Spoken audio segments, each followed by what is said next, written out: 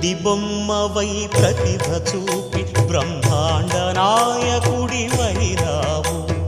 మాతా పితలకు ప్రదక్షిణముతో మహాగణపతిగా మారావు.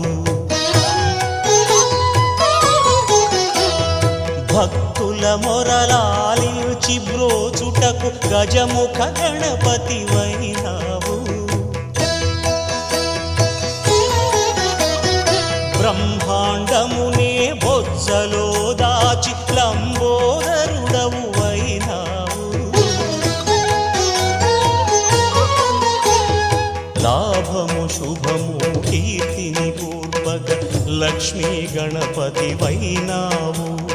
వేద పురాణములఖిల శాస్త్రములు కళలు చాటును నీ వైభవం. వక్రతుండమే ఓంకారమని